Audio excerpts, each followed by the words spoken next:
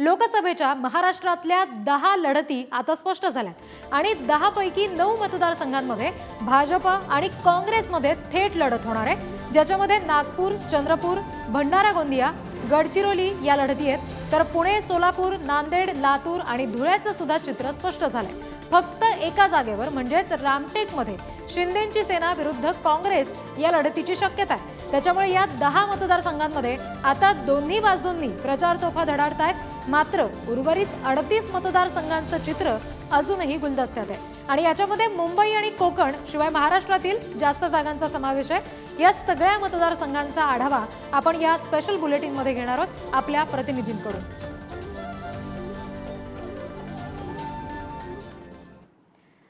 तर राज्यभरातील 10 लढतींचं चित्र आता स्पष्ट झालंय आणि त्या लढती नेमक्या कुठल्या आहेत ते आपण बघूयात।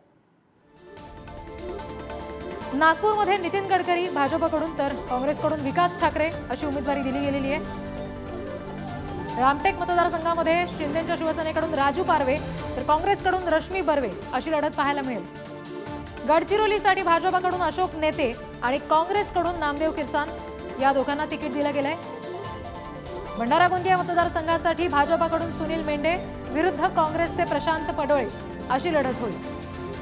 चंद्रपूर मतदारसंघात भाजपकडून सुधीर मुनगंटीवार आणि काँग्रेसकडून प्रतिभा धानोरकर ही लढत होणार आहे, तर सोलापूरमधून भाजपकडून राम सातपुते विरुद्ध काँग्रेसच्या प्रणिती शिंदे अशी ही निवडणूक होणार आहे। पुणे मतदारसंघासाठी भाजपचे मुरलीधर मोहोळ हे काँग्रेसच्या रवींद्र धंगेकर यांच्या समोर आव्हान उभं करतील, तर नंदुरबार मधून भाजपकडून हिना गावित आणि काँग्रेसकडून गोवाल पाडवी यांना तिकीट दिलं गेलंय। नांदेडमधून भाजपचे प्रतापराव चिखलीकर विरुद्ध काँग्रेसचे वसंत चव्हाण अशी लढत लोकसभेसाठी पाहायला मिळेल। लातूरमधून भाजपचे सुधाकर शृंगारे विरुद्ध काँग्रेसचे शिवाजी काळगे अशी लढत होणार आहे। तर विदर्भातल्या 5 लढतींसाठी पहिल्या टप्प्यामध्ये मतदान होणार आहे आणि या 5 लढती कशा संदर्भात होणार आहेत, तिथली समीकरणं नेमकी काय आहेत हे आपण आपल्या प्रतिनिधींकडून जाणून घेऊयात। जितेंद्र शिंगाडे आपल्याशी सध्या जोडले गेलेत। जितेंद्र, काय नेमका विदर्भामध्ये परिस्थिती सध्या दिसतीये, कुठली समीकरणं अशी दिसतायत की ज्याच्यामुळे आता चुरस आणखी वाढणार आहे? नक्कीच रिद्धी, पहिल्या टप्प्यामध्ये जे मतदान पार पडणार आहे 19 एप्रिलला हे मतदान पार पडणार आहे आणि त्यासाठी आता दोन्ही पक्षाकडून जे प्रमुख पक्ष आहेत काँग्रेस आणि भाजप यांच्याकडून उमेदवार जाहीर करण्यात आलेले आहेत।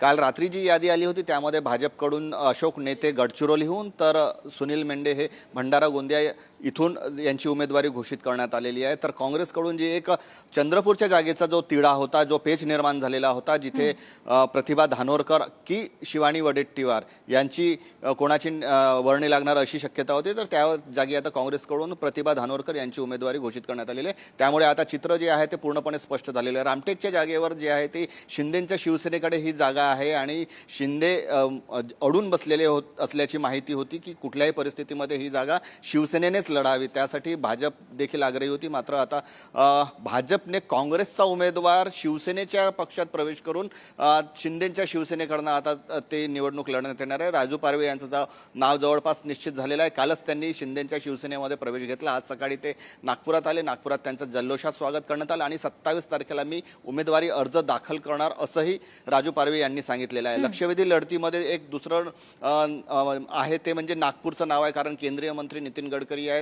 साऱ्या देशाचं लक्ष या लढतीकडे लागणार आहे आणि त्यांच्या विरोधात आहेत काँग्रेसचे विकास ठाकरे, शहराध्यक्ष राहिलेले आहेत, महापौर राहिलेले आहेत, त्यापूर्वी नगरसेवक, असा हा प्रवास पूर्ण करून ते आता आमदार आहेत आणि आता लोकसभे निवडणुकीच्या रिंगणात ते उतरणार आहेत। समोर तगडं आव्हान आहे। 5 लाखाच्या मताधिक्याने मी निवडून येणार असं गडकरींनी जाहीरही करून टाकलेलं आहे। त्यामुळे या निवडणुकीकडे सर्वांचं लक्ष लागणार आहे। दुसरं जे लक्षवेधी निवडणूक म्हणता येईल ती म्हणजे चंद्रपूरची आहे, कारण वनमंत्री सुधीर मुनगंटीवार आहेत, भाजपचे ज्येष्ठ नेते आहेत ते, त्यांची जी निवडणूक आहे आता त्यांच्या विरोधात प्रतिभा धानोरकर या मैदानात उतरणार आहेत। नेमकी ही लढत कशी असेल हेही पाहणं महत्त्वाचं ठरणार आहे। उमेदवारी अर्ज भरण्यासाठी 27 मार्च हा शेवटचा दिवस आहे. आता 2 दिवस उरले आहेत, उद्या आणि परवा. अनेक ठिकाणी अनेक उमेदवार आता या उमेदवारी अर्ज आपला दाखल करणार आहेत आणि निवडणुकीच्या प्रचाराला त्याचबरोबर आणखी वेग येणार असंच म्हणावं लागेल. निश्चित निश्चित. रिद्धी. जितेंद्र, धन्यवाद दिलेल्या या सगळ्या तपशिलांसाठी. आपण जसं म्हणालात की चंद्रपूरमध्ये प्रतिभा धानोरकरांना तिकीट मिळणार की शिवानी वडेट्टीवार यांना, हे आत्तापर्यंत अगदी त्या संदर्भातलं चित्र स्पष्ट होत नव्हतं. मात्र प्रतिभा धानोरकर यांची आता तिथे उमेदवारी म्हणून वर्णी लागल्यानंतर आपल्या लेकीला म्हणजे शिवानी वडेट्टीवारांना संधी मिळाली नाही, त्यानंतर विजय वडेट्टीवार नेमकं काय म्हणालेत हे सुद्धा आपण बघूया. नाही, नक्कीच विदर्भ हा नेहमी काँग्रेसचा गड राहिलेला आहे. काँग्रेसच्या विचाराची बीजं ह्या विदर्भामध्ये फुलवर रुजलेली आहे आणि पुरोगामी विचाराला घेऊन चालणारा हा विदर्भ नेहमी सोबत राहिलेला आहे आणि संकटाच्या वेळेसुद्धा काँग्रेसला विदर्भाने प्रचंड अशी साथ दिलेली आहे. अशा स्थितीत या विदर्भातील पहिल्या टप्प्यातील 5ही लढती एक रामटेक सोडली तर 4ही ठिकाणी काँग्रेसबरोबर लढत होती आहे आणि मला पूर्ण विश्वास आहे विदर्भातील पूर्व विदर्भातील जनतेने मनात ठरवलेलं आहे यावेळेस काँग्रेसला जिंकून द्यायचं. तर विदर्भात नेमकं काय चित्र हे पाहिल्यानंतर आता जरा पश्चिम महाराष्ट्रात जाऊया. तिथे कुठल्या लढती नेमक्या स्पष्ट झाल्या, तिथे नेमकी काय समीकरण आहेत, आमचे प्रतिनिधी तुषार झरेकर यांच्याकडून जाणून घेऊयात. तुषार, सध्या काय नेमकं पश्चिम महाराष्ट्रात वातावरण पाहायला मिळते आगामी निवडणुकांसंदर्भात? नक्कीच एकंदरीत जर आपण पाहिलं तर पश्चिम महाराष्ट्रातल्या निवडणुकींमध्ये आता पुणे आणि सोलापूर या 2 लढती कशा होणार आहे हे खरं तर स्पष्ट झाले. मात्र बाकीच्या ज्या सीट्स आहे त्या अजूनही स्पष्ट झाल्याचं पाहायला मिळत नाहीये. विशेष करून यामध्ये जर आपण पाहिलं तर सोलापूरमध्ये प्रणिती शिंदे विरुद्ध भारतीय जनता पार्टीचे आमदार राम सातपुते यांच्यामध्ये लढत होणार आहे. मात्र या लढतीमध्ये जर आपण पाहिलं तर प्रणिती शिंदेंनी दिलेलं लेटर आणि राम सातपुतेंचं केलेलं अभिनंदन यामुळे सोलापूरच्या निवडणुकीकडे एक विशेष लक्ष देणं खरं तर गरजेचं आहे, कारण एक विशेष महत्व खरं तर या निवडणुकीला आल्याचं पाहायला मिळतंय. दुसरी गोष्ट जर आपण पाहिली तर पुणे लोकसभा आहे. पुणे लोकसभेमध्ये मोहोळ विरुद्ध दंगेकर असा सामना रंगणार आहे. त्यामुळे भारतीय जनता पार्टी कुठपर्यंत आमदार दंगेकरांना रोखतोय हे पाहणं खरं तर महत्वाचं ठरणार आहे. मात्र इतर ज्या जागा आहेत ते खरं तर आपण पाहिलं तर कोल्हापूर असेल, हातकणंगले असेल, सोलापूर असेल, सांगली असेल, सातारा असेल, माढा असेल आणि त्यानंतर मावळ, शिरूर या ज्या जागेंवरती अजूनही उमेदवार निश्चित झाल्याचं पाहायला मिळत नाहीये. त्यामुळे तिथल्या लढती कशा होतात हेही पाहणं महत्वाचं ठरणार आहे, कारण येत्या काही दिवसांमध्ये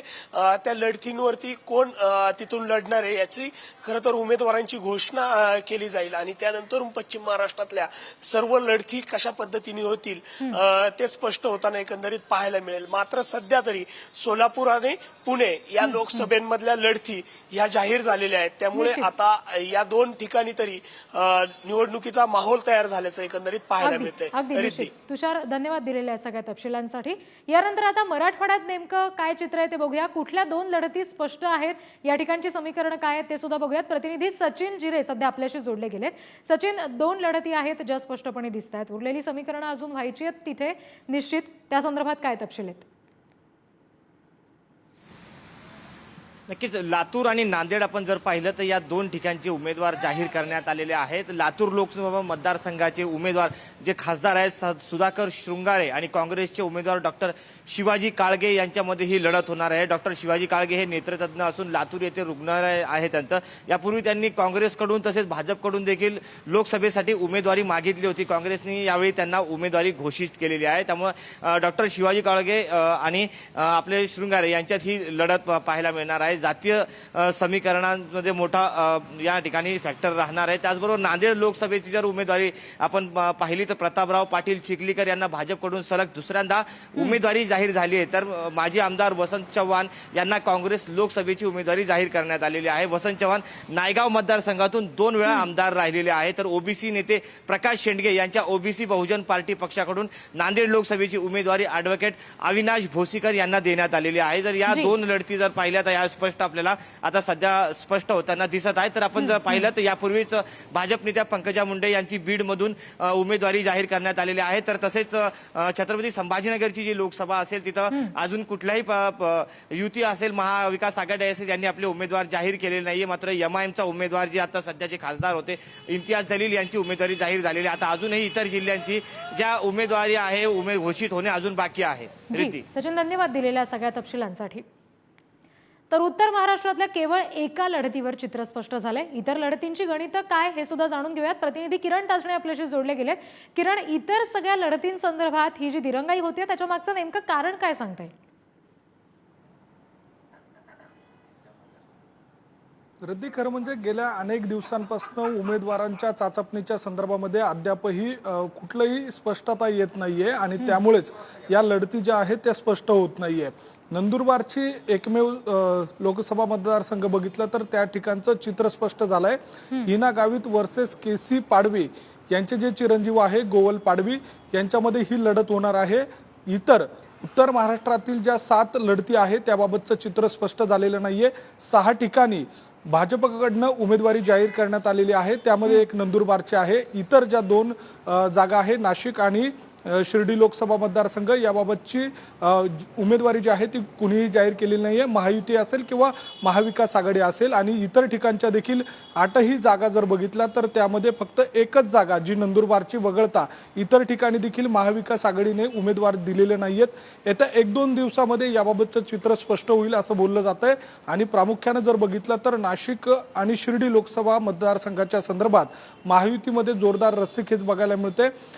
महायुतीला मनसेचं इंजिन जोडलं जाईल का अशा पद्धतीची जी चर्चा आहे त्या चर्चेच्या पार्श्वभूमीवर या महायुतीच्या ज्या जागा आहेत त्याचं वाटप थांबल्याचं बोललं जात आहे. त्यामध्ये शिर्डी आणि नाशिकची जागा देखील मनसेला मिळणार अशा पद्धतीची चर्चा आहे. त्यामुळे नाशिकच्या जागेबाबत स्पष्टता नाहीये.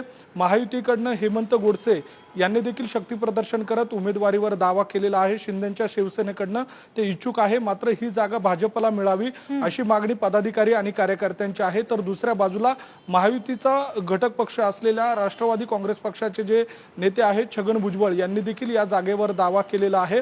उत्तर महाराष्ट्रातील एक जागा जी नाशिकची जागा त्यांना हवी आहे आणि 8 जागांपैकी 6 जागा भाजपला गेलेल्या आहे. एक जागा शिंदेच्या शिवसेनेला देण्यात यावी तर एक जागा राष्ट्रवादी काँग्रेस पक्षाला मिळावी अशा पद्धतीचा आग्रह छगन भुजबळांचा आहे. दुसऱ्या बाजूला महाविकास आघाडीकडनं देखील उमेदवारांची चाचपणी अजूनही सुरूच आहे. कुठलीही स्पष्टता नाहीये. 1-2 ठिकाणच्या लढती जर बघितल्या तर म्हणजे शिर्डीची लढत जर बघितलं तर त्या ठिकाणी भाऊसाहेब वाकचौरे यांचं नाव आघाडीवर आहे. महाविकास आघाडीकडनं त्या नावावर शिक्कामोर्तब होईल असंही बोललं जातंय. दुसऱ्या बाजूला निश्चित किरण, एकंदरीत ज्या जागांवरचं चित्र आतापर्यंत स्पष्ट झालंय तिथे तर आता हा सगळा निवडणुकीचा माहोल दिसायला निश्चित सुरुवात झाली असेल. धन्यवाद दिलेल्या सगळ्या तपशिलांसाठी. एकंदरीत या सगळ्या 10 जागांबाबतची स्पष्टता काहीशी पुढे येत असली तरी मुंबई आणि कोकणासारख्या मतदारसंघामध्ये मात्र अजूनही तितकंसं स्पष्ट चित्र दिसत नाहीये. या संदर्भात बोलूया. आमचे प्रतिनिधी अजय माने सध्या आपल्याशी जोडले गेलेत. अजय, मुंबई आणि कोकणासारखे मतदारसंघ आहेत जिथे चुरशीच्या लढती नेहमी होताना आपण बघतो. मग तरी सुद्धा जर आघाडीचा उमेदवार दिला गेला असेल तर अजूनही युतीकडून चित्र स्पष्ट नाही, युतीचा उमेदवार असेल तर आघाडीकडून चित्र स्पष्ट नाही. हे असं का चित्र दिसतंय? अजूनही याबाबतची स्पष्टता का होत नाही? काय कारण आहेत नेमकी? रिद्धी, आपण जर पाहिलं तर मुंबई आणि कोकण ह्याला एक वेगळा राजकीय वारसा आहे. या राजकीय वारसामुळे या जागेवरून जे काही राजकारण घडतं त्याचे पडसाद महाराष्ट्रभर आणि कधी कधी तर ते देशभरही उलटतात. पण आता सगळ्यात महत्त्वाचं म्हणजे महायुती असो किंवा महाविकास आघाडी असो, दोन्हीकडून मुंबईच्या जागेची स्पष्टता काही क्लिअर होताना पाहायला मिळत नाही. मुंबईतल्या अनेक जागेंवर जो आहे तो तिढा जो आहे तो तसाच्या तसाच उभा राहिलेला आपल्याला पाहायला मिळतो. त्यात मग मुंबईच्या दक्षिण मध्य मुंबईतली जी जागा आहे त्याच्यावरही अद्याप कोणीही एकंदरीत कुठलाही उमेदवार जो आहे तो महायुतीकडून असो किंवा मग महाविकास आघाडीकडून स्पष्ट अधिकृत जाहीर झालेला नाही. आपण जर पाहिलं तर महायुतीकडून एकनाथ शिंदे यांनी राहुल शेवाळेंची घोषणा जरी केली असेल आणि दुसरीकडून उद्धव ठाकरे यांनी अनिल देसाई यांची घोषणा केली असेल, पण अधिकृतरित्या या संदर्भातली कुठलीही उमेदवारी जी आहे ती जाहीर झालेली नाही. पुढे जाऊन जर आपण पाहिलं तर ह्याला आणखी एक मुद्दा आहे तो म्हणजे की कोकणातला. आता या कोकणात जर पाहिलं तर अनेक राजकीय डावपेच कोकणात होताना पाहायला मिळतात. आपण भैया सामंत आणि नारायण राणेंचा संघर्ष पाहिला.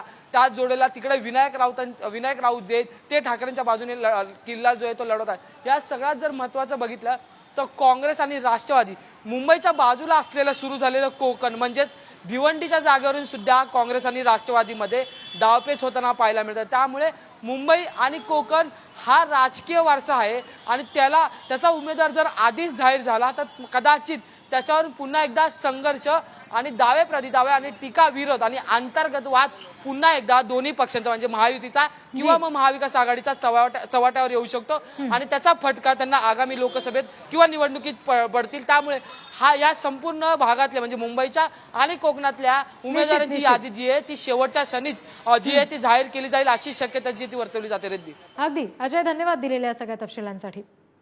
तर ज्या ज्या उमेदवारांना आता लोकसभेसाठी उमेदवारी जाहीर झाली आहे त्या सगळ्या उमेदवारांनी नेमक्या काय भावना व्यक्त केलेल्या आहेत ते आपण बघूया. आपल्याला माहित आहे की माझ्या समोर जे उमेदवार म्हणून आहे आदरणीय सुधीरभाऊ मुनगंटीवार, ह्या महाराष्ट्राच्या राजकारणातील एक दिग्गज नेता म्हणून मुरब्बी असं राजकारण त्यांनी चंद्रपूर जिल्ह्यात केलं. खासदारकीची निवडणूक त्यांनी लढवली, सतत आमदार आणि विद्यमान मंत्री म्हणून ते काम करत आहे. माझ्यासाठी ही लढाई काही इतकी सोपी नाही आहे. अतिशय राजकारणाचा दांडगा अनुभव त्यांना आहे. त्याच्यामुळे ही लढाई माझ्यासाठी लोकशाही विरुद्ध हुकुमशाही अशा पद्धतीची ही लढाई असते. आनंद होतो आहे निश्चितच की मला दुसऱ्यांदा या लोकसभा क्षेत्राची प्रतिनिधित्व करण्याची संधी मिळेल आणि सर्व विशेषतः ज्येष्ठ नेते आमचे आणि देशातील लाडके पंतप्रधान आदरणीय नरेंद्र मोदीजी, आदरणीय अमित शहा, आदरणीय जे.पी. नड्डाजी, आदरणीय नितीनजी गडकरी आणि आमच्या महाराष्ट्राचे नेते, आमच्या सर्वांचे लाडके नेते ज्यांनी विशेष प्रेम मला दाखवलं असे आदरणीय देवेंद्र फडणवीसजी आणि आदरणीय बावनकुळे साहेब, या सर्वांचं मी आभार मानीन आणि त्यांनी जे माझ्यावरती विश्वास व्यक्त केला निश्चितपणे त्यांच्या विश्वासाला खरा उतरील हा विश्वास त्यांनाही देतो आणि जनतेला सुद्धा. ज्यांनी ज्यांनी मला मदत केली त्या सर्वांचं मी मनापासून परत आभार मानतो, त्यांना धन्यवाद देतो आणि मी हमी देतो की सर्व जनतेच्या आशीर्वादाने आणि पदाधिकारी कार्यकर्त्यांच्या सहकार्याने मी प्रचंड मताने निवडून येईल. तिन्ही जिल्ह्याचे मतदार क्षेत्र या ठिकाणी येत असतात. याच्यामध्ये हे सगळे आमच्या सोबत आहेत. जे घटक पक्ष आहेत ते सुद्धा जोमाने आमच्या बरोबरीने सोबत आहेत.